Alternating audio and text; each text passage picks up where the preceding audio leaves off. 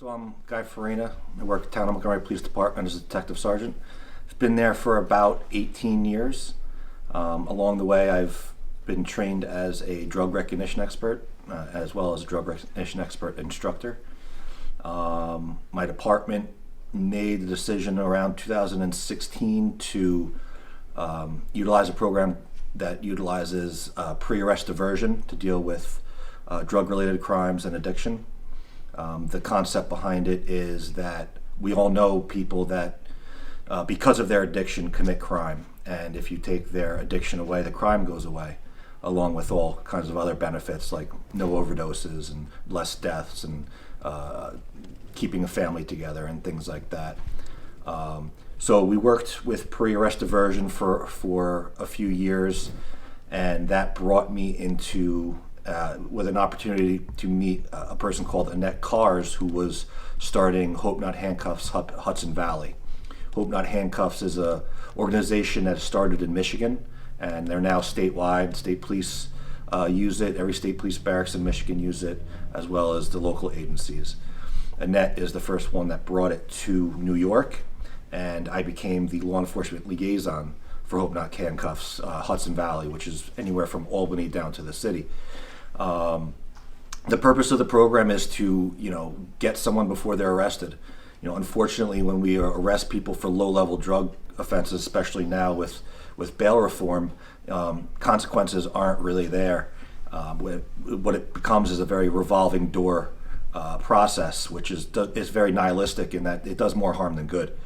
So the point of it is for the police department to work with the community, and the community to actually be a part of how they're enforced, to actually be engaged in law enforcement, and for the police department to actually be a part of the community again.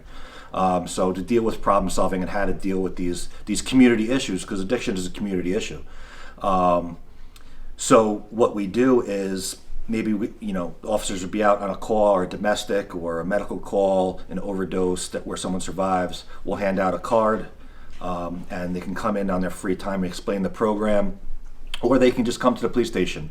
Come to the police station, ask for help with addiction, and we call out a community volunteer or angel. The community volunteer comes in and they take over the most stressful part of getting into the treatment facility, which is literally getting into the treatment facility. You take someone who is going through crisis with addiction, it's not just them, it's their family. And for a family member to be on the phone, which can be a very stressful, frustrating process, because nationally the system's somewhat broken in that the doctors are understaffed, the nurses are understaffed, the receptionists are understaffed, they're overworked, they're not paid well. So the communications between the two can be challenging and frustrating. So we take all that frustration on ourselves. The police officer talks to the person in need, and the angels come in and get them in treatment right away. And what that does is it's literally the most proactive way of stopping crime.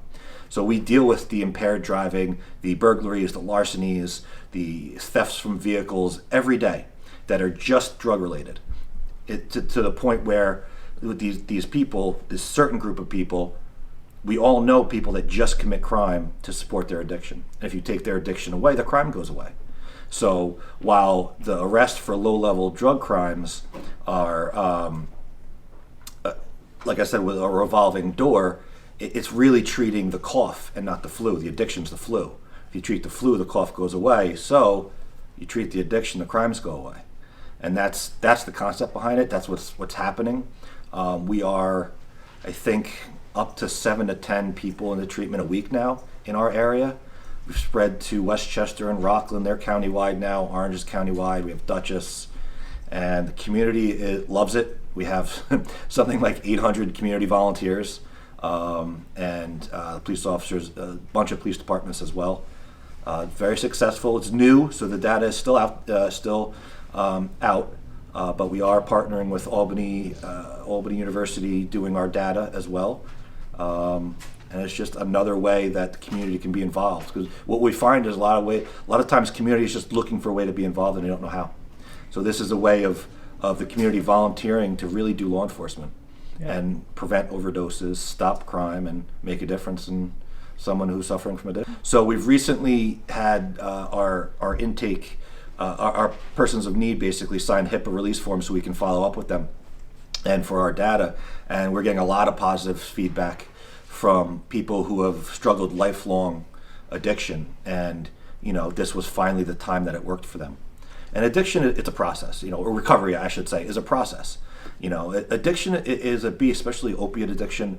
It's a beast. I like to tell people it makes good people do bad things, whether it's commit crime or steal from their friends or family. And recovery is a process because of very, very, many reasons. Whether it's the physical addiction, the emotional addiction, the makeup of the drug has the cycle of addiction built into it. So it's a process, but we are seeing a lot of feedback. A lot of people have come and called us saying, I've been in and out of rehab my whole life. This is finally the time where it's working, which is awesome. It's awesome to hear. And it's one of those things where we'll probably never be able to rate how effective it is in preventing crime because crime didn't happen, but we know it is preventing crime because we constantly, as law enforcement officers, deal with people who just commit crime for addiction and for no other reason.